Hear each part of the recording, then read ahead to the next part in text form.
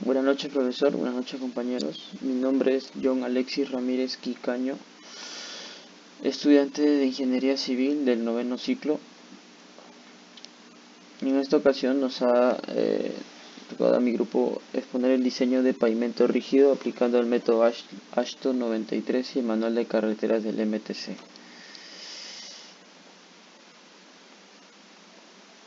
A ver, antes de explicar los datos generales del proyecto y antes de explicar la descripción de la imagen, se ha considerado tomar el manual de carreteras también por un tema de que resuelve muchas dudas que quizás algunos estudiantes cuando ingresen a ver el manual de ASHTO se vayan a complicar. El manual de carreteras elabora sus propias tablas, sí, pero con base a la ASHTO 93. Quiere decir que trabajan juntos, entonces eh, se puede considerar para hacer el diseño. Eh, Tenemos en la imagen la descripción de la estructura del pavimento rígido.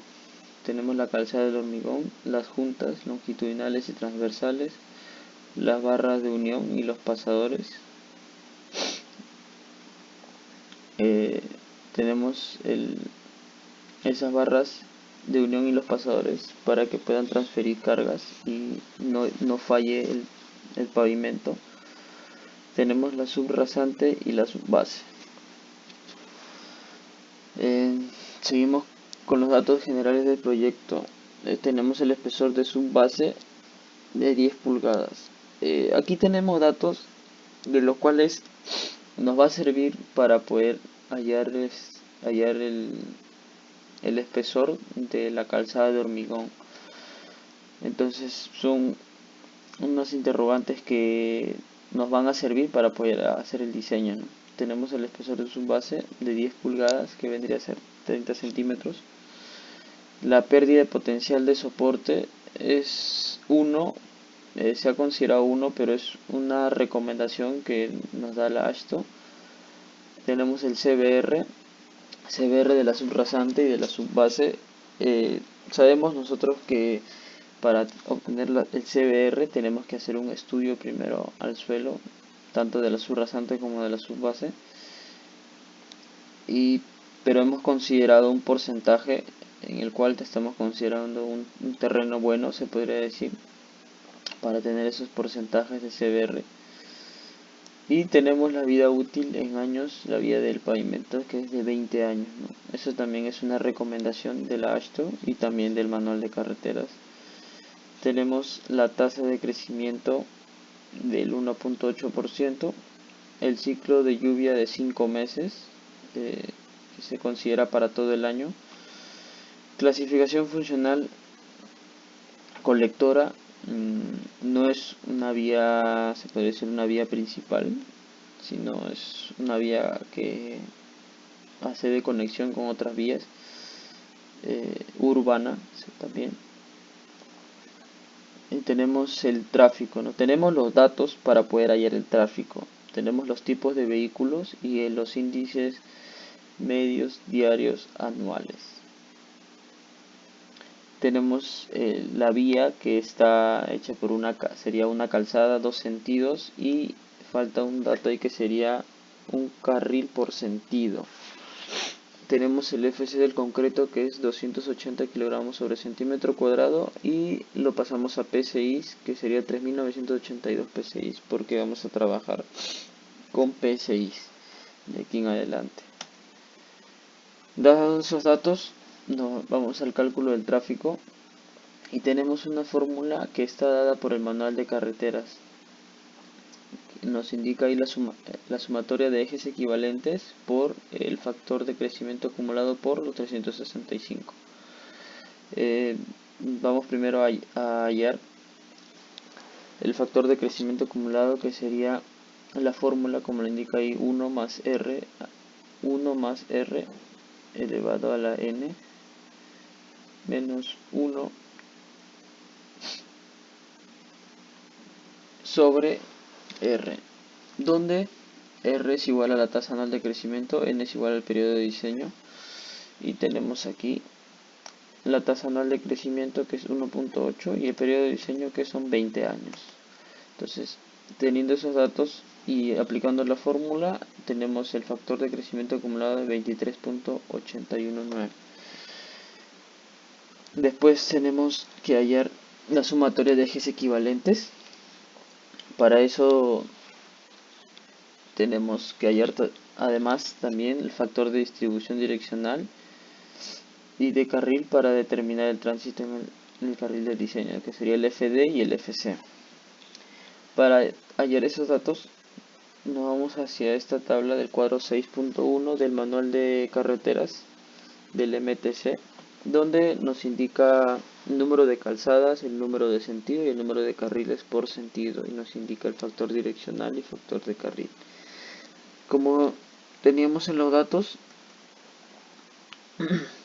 es una calzada con dos sentidos, número de carril de sentidos es 1, un carril por sentido, y tenemos el factor direccional 0.5, el factor de carril 1. Ahora esos datos, ahora sería hallar el FP, que sería el factor de presión,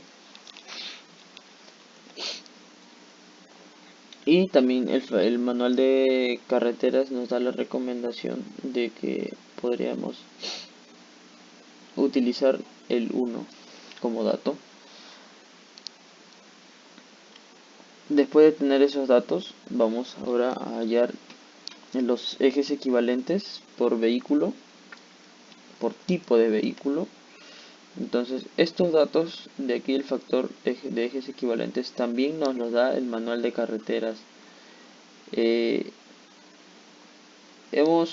Se ha considerado estos datos justamente los que aparecen en el manual de carreteras, pero si queremos considerar otro tipo de vehículo, como podría ser el de T2S3, podría ser, podemos hallar también este factor con esta fórmula que también nos da el manual de carreteras,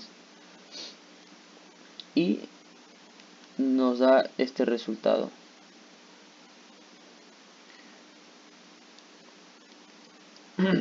Podemos hallar estos datos. Por ejemplo, tenemos una rueda simple acá. Por ejemplo, para hallar este tipo de vehículo, que es el B3-1, tenemos en su parte principal como eje simple, y tenemos acá tipo de eje simple de rueda simple. Tenemos esta fórmula que sería la carga, y tenemos como dato 7 entre 6.6 elevado a la 4.1, y ese dato sería este factor de ejes equivalentes. Así se hallan si deseamos cambiar el tipo de vehículo. Entonces, nosotros hemos considerado los que prácticamente ya estaban en el manual, pero esa es la manera de hallar los ejes equivalentes de acuerdo al tipo de vehículo que deseamos utilizar. Y esta sería la fórmula para todos los tipos, ¿no? Tenemos el eje tándem, eje trident, y así podemos hallar otro tipo de vehículos. Entonces, teniendo estos datos, vamos a multiplicar el eje equivalente por el índice medio diario anual, y nos da este resultado. El índice medio diario anual, no olvidemos que lo tenemos como dato general. Y después, para obtener este dato, multiplicamos este dato por el FD, por el FC y por el FP.